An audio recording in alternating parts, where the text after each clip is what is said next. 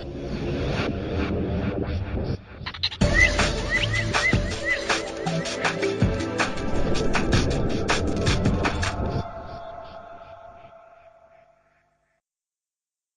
to another great episode of the Health Connections. Today we welcome Glen Colello, the founder of Catch a Healthy Habit, which is a well-known and beloved establishment in Fairfield, Connecticut. Welcome, Glen.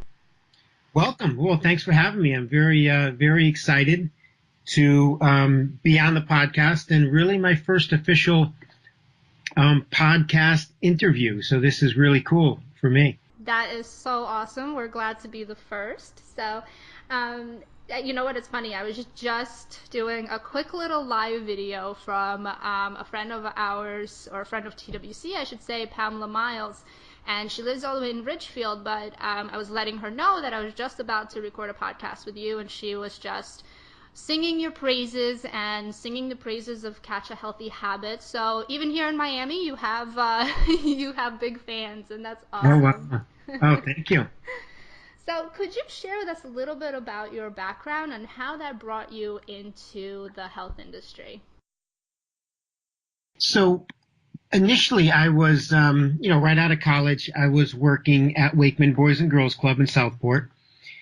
And, I was just living, lack of better terms, a kind of standard American life. I was a jock growing up, played collegiate baseball and basketball, and out of college, I still played a bunch of sports, coached, referee. I'm still a high school basketball referee. But what was kind of happening for me, probably around the age of 30, maybe 31, I don't know. I guess I wasn't feeling great or wanted to feel better. I was seeing a chiropractor because I had back surgery in, back in 1988 when I was a freshman in college. And, that wasn't really hampering me 10 years later, but I was still seeing a chiropractor, and the chiropractor gave me the advice that I believe kind of set me towards this journey. And his advice was, hey, listen, you're strong, you work out, you exercise, and, I adjust you 2 weeks later, 3 weeks later, you have this kink and so on. So it really shouldn't be happening to somebody in your body with your strength and your exercise levels. So I said, well, why is it happening then? He goes, well, the only thing I can come up with is, your diet isn't the greatest ever. And, he made some recommendations. He said, hey, listen, next few months, let's see what happens when you cut down, eventually cut out meat, do your best to cut out dairy, and see if we can not eliminate, processed sugars. And so I said, all right, well, if you think that's going to make a difference, let's give it a shot, So that's what I did for the next 3-4 months, and really 6 months after that conversation, I was able to say, I'm not consuming any more meat. I'm completely dairy free. And, the sugars that are coming into my body are coming from, better sources like fruits. And, there wasn't really coconut sugar back then, but agave, honey, maple syrup, and things like that. So, but I was feeling really, really good. And, that started the journey. And I was trying to figure out why those 3 little changes had so much of an impact on my body, and why I hadn't heard that anywhere else. Why I wasn't taught that in high school or college. You take your generic health courses.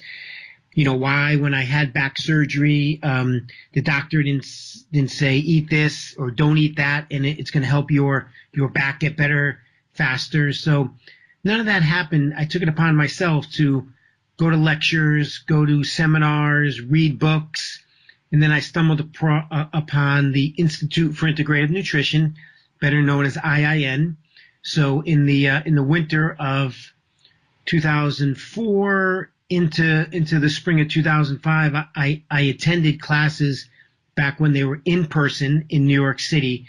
And it pretty much blew my mind hearing speaker after speaker after speaker with all the same generic commonality is what you eat, what you drink, what you think.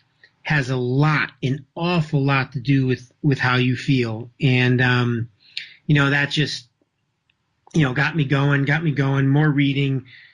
And, at that point, I was completely into and on the raw food diet. And there wasn't any place in Connecticut to really do the raw food diet thing and go to a social place like a restaurant or a cafe.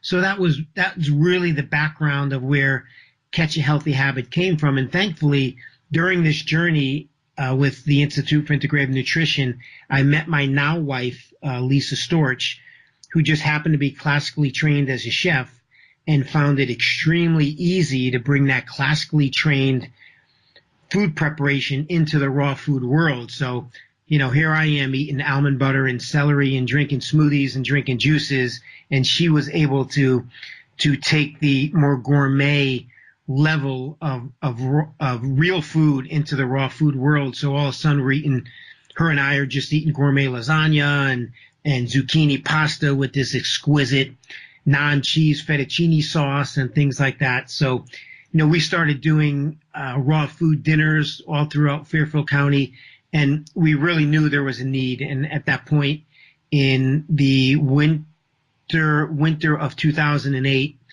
basically Catch a Healthy Habit was born, and we've been going at it now for 9 years. And we've moved from West Haven to Fairfield, but very similar menu, and just really getting the word out about raw foods and vegan eating, and how just eating more of a plant-based diet can really support health and wellness.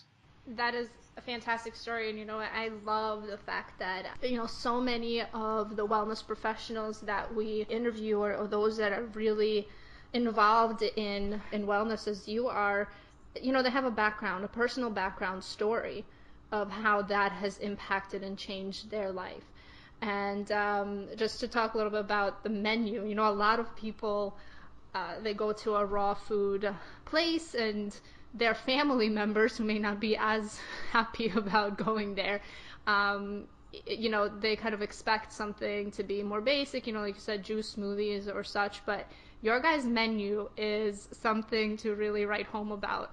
I'm just going to read off just a couple of things that I've found on there to be very interesting and just delicious. And it's cacao hazelnut crepes. Who doesn't love a little taste of Nutella-like, healthy Nutella-like?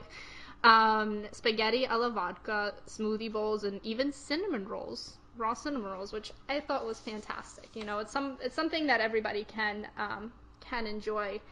And from personal experience, your place is the first place that I tasted food that I knew was good for me, that I could not have told the difference between it being, it didn't have any taste that I wasn't expecting. Let's just put it that way. It was just delicious, and it makes it easy for people to eat the organic, raw, unprocessed way. Let's put it that way. So kudos to you and Lisa for really not just making it healthy, but making it delicious too. Just to that point, I'd love to just interject. I mean, when we were kind of coming up with the concept, we knew really from day one that, for us to have a cafe, we weren't necessarily going to pay the bills on juice and smoothies and maybe some raw desserts. So the gourmet food, the basil pesto lasagna, tostados, the alla vodka, zucchini pasta and those things. You're right. I mean, it's really, you can come in with a friend without really giving her or him too much information, and just have them sit down and kind of order and be served. And if they don't have that information to make a preconceived notion, oh my God, this is, raw food, there's no way this is going to work for me, or I'm going to like it. They go in with an open mind, or like no mind whatsoever. The taste buds take over. And once the taste buds take over, they always win. And as long as there's solid, good taste involved in food, I mean, what do you eat for? We all should be eating for nutrition and energy, but for the most part, the Western civilization eats for taste and enjoyment. And I think we have the package, the taste, the enjoyment, and bringing the minerals and vitamins and all the nutrition to your meals. And that's kind of what we love about the raw food world and what we're doing. And we just love it every day. Yeah, and you brought up a great point. Our Western society is quite different from the way that food is seen in the East. In Eastern thought, food is medicine. It's meant to nourish, just like you said. Why do you think that, the Western society, the American society, has really strayed from that notion for so long? It's a little sad when you kind of look around and you see where the Western civilization has gone with food. It's got really so out of hand with quantities and the whole processed food. I mean, all the commercials nowadays. If you see a commercial between the hours of 4 o'clock and 8 o'clock, it's usually about food, restaurant, some kind of conglomerate restaurant, or medications. And they kind of go hand in hand if you really want to break it down. It's just my opinion, but if you get people hooked on the Western way of eating processed food, eventually the body is going to tend to break down, whether it's diabetes, whether it's cancer, whether it's some other sicknesses or illnesses. You know, you're going to have to go the medication route if you're in the Western world, whereas in Eastern philosophy, they're not eating the same portions. They're eating, more of a plant-based diet. And even if it isn't a plant-based diet, it's more of a fresh diet. Catch fish, eat fish. Catch animal, eat animal. And it's not necessarily, a processed kind of situation where you're eating fast food. You're getting your hamburger fast food and the breads and the cheeses. Everything that you're eating is basically processed till no end. And unfortunately, I mean, I think the wave is flipping over, and the education and the awareness is becoming greater and greater by the day, and more people are getting more interested in plant-based food and plant-based diets. But as far as I'm concerned, it can't happen, fast enough. I think if people just stop watching TV altogether and listen to more podcasts like you're offering and some other great podcasts that are out there on health and nutrition, and go to more seminars and watch more documentaries, I think we'd have a healthier civilization for sure, at least in the Western culture. Absolutely, and I did go to University of Tampa to get my degree in biology, and one of the reasons why I just love, medicine and wellness in general is that you see so many people. A lot of times in school you study to pass the test, right? But in having come from Europe, I feel like there's so much more of understanding and appreciation for what it is that you're actually learning, especially when it comes to the body.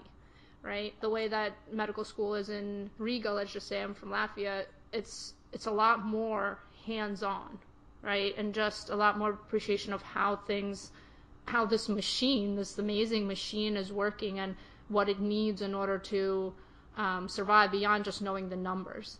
And I feel like a lot of Western medicine does miss that as well. Of course, there's a lot of important stuff that it does as well there too, but when it comes to food and nutrition, we're eating so much more for taste, like you said, than we are for nourishing our bodies properly.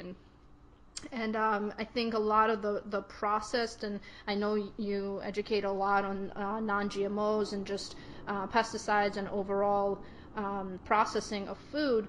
There's the startling statistic, really, that was released by the CDC, that food allergies among children increased approximately 50% between 1997 and 2011, which to me is just boom. Why do you, in addition to non-GMO, why do you think that it has come up so quickly? Yeah, I mean, it's a staggering study, to be honest with you. Again, I think it's threefold. We'll dwell a little bit on the GMOs just because, genetically modified organisms are really new to our diet. I mean, they basically started infiltrating the food system in 1992, 93, thanks to George Bush Sr. and everything kind of got unregulated, and here we are. We got GMOs in food, basically from soy and corn, that are in almost any processed food. If you break it down and know what your ingredients, know the different terms that are used for soy and corn ingredients in processed foods, I think that's a big staple in breaking down kids' immunities.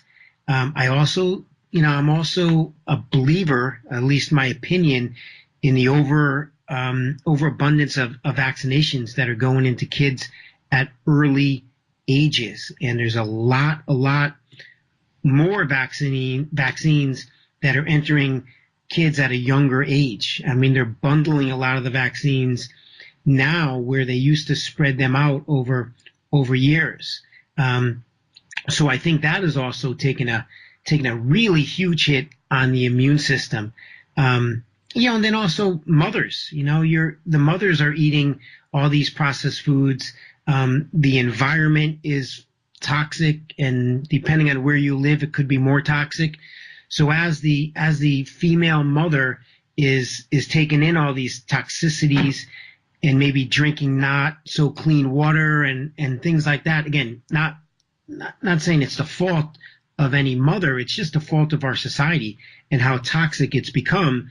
But if you're breastfeeding, chances are, the breast milk is not as clean and as healthy as it was meant to be by Mother Nature. So these things are really strong toxic elements that are entering bodies at a much, much younger age.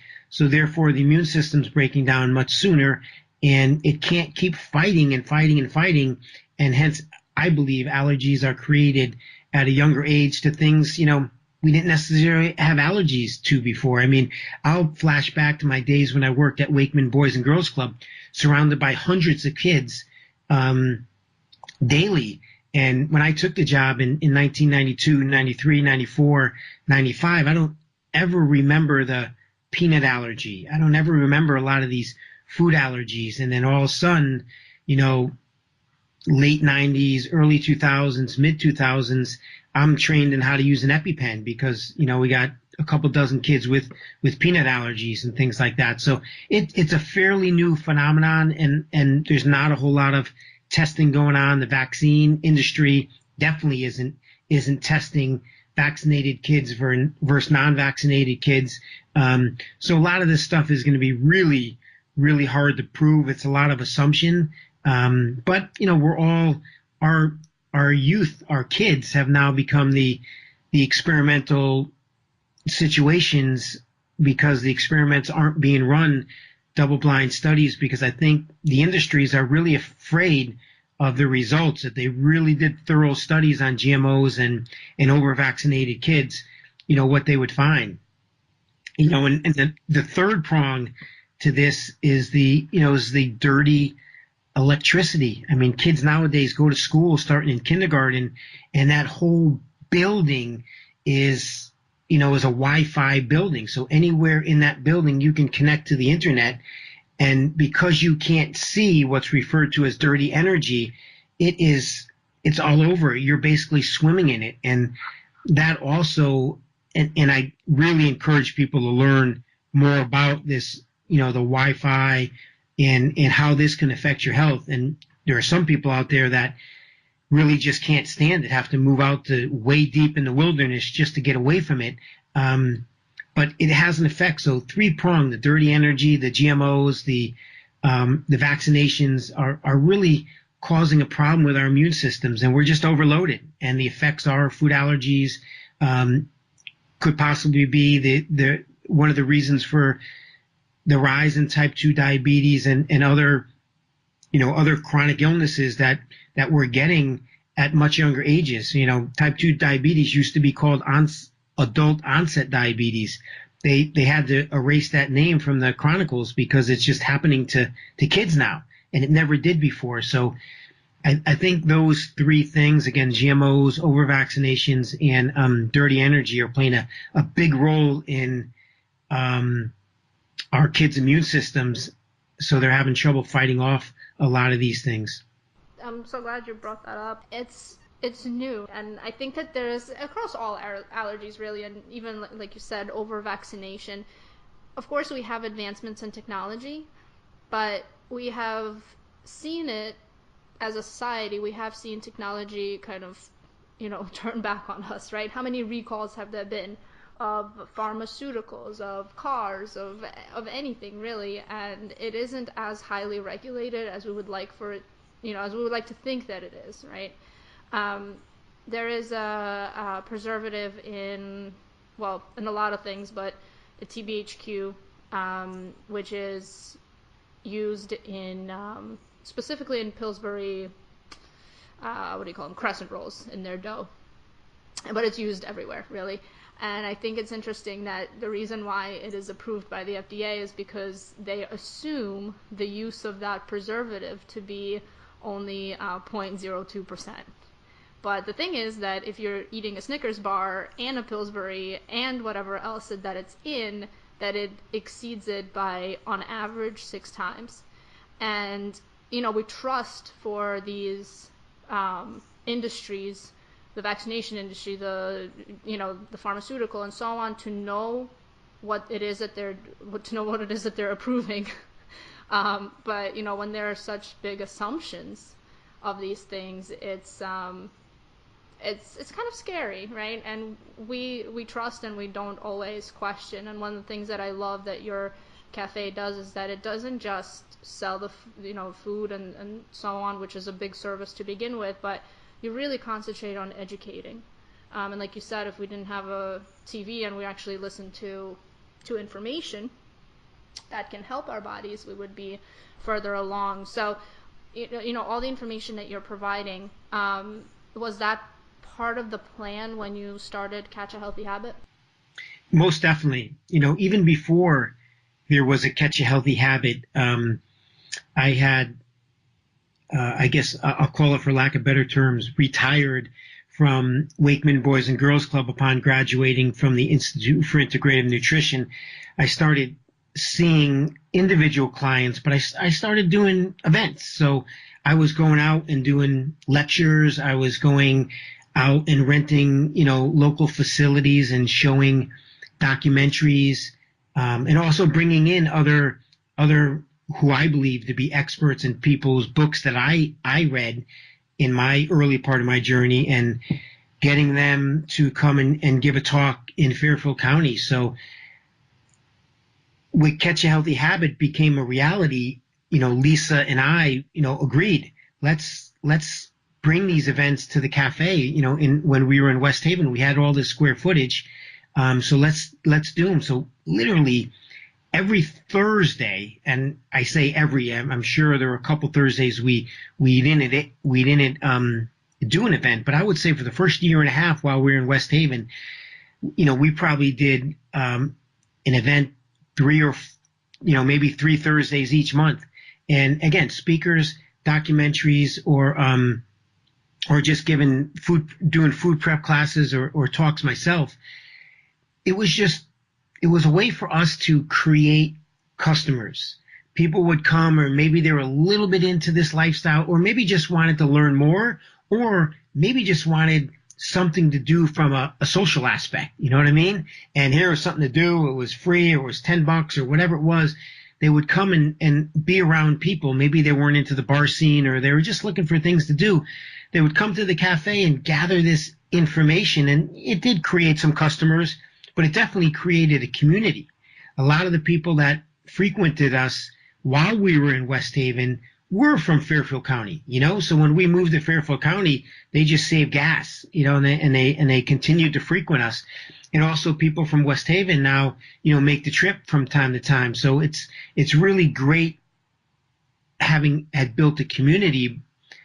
But to answer your question, I think we did it to create customers and also to educate people, because once a person's educated on a plant-based diet and how eating more fruits and vegetables, and even how to do that, how to prepare food and drink like that, and then they take the steps themselves to engage and do it, they feel better, and then they're hooked, and they've quote unquote caught a healthy habit. So, and again, that's where we come in and flash back to 9 years ago.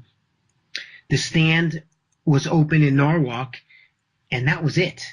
That was it. It was just them and us in West Haven. And since then, the stand is open in Fairfield. Organica is open in Southport. Green and Tonic has a few locations. There's a tremendous vegan restaurant in Brantford called G Zen. So, Connecticut, I don't want to call it the hub because I think New York City and LA are really the hub for, plant-based eating. But, if you break down the size of Connecticut and you break down their plant-based places that are really serving up really quality stuff, I think Connecticut is up there, and it's pretty good to have been in the beginning stages of helping kind of create that mindset. Yeah, definitely. And it's almost surprising because you have a highly educated population in Fairfield County, and it's great that you guys have really pioneered this health hub for them, because a lot of them come from New York City and they're kind of used to having options, at least for that. And you yourself had to go to New York City in order to get that type of food, whereas here you created your own hub, you created the customers for it, and really brought it out here to Connecticut. What I think is really interesting is that between your between the education and of course the food, how fitting is the name of Catch a Healthy Habit? How did you guys come up with that? That's a great story. When I had left Wakeman Boys and Girls Club and knew that I wanted to take my IIN education and go ahead and work individually with clients and do talks and all that stuff, I had focused in on the name of Healthy Nuggets. It was just a phrase that one of the speakers at IIN had said, and it stuck with me. And I wasn't wrapping my head around the title of my business. I just, that was named a good, check that off. I'm done with that. Healthy Nuggets Health Counseling, right? So when I finally decided I was going to kind of upgrade a little bit and get some help with marketing and develop a website and a few other things, really in 2005, social media really hadn't hit that hard. So the website was really what it was about. So when I went and hired somebody to help me with that, she didn't like the name Healthy Nuggets. And her first response, or first reason, I said, "Why don't you like it?" The first response was, "Well, when I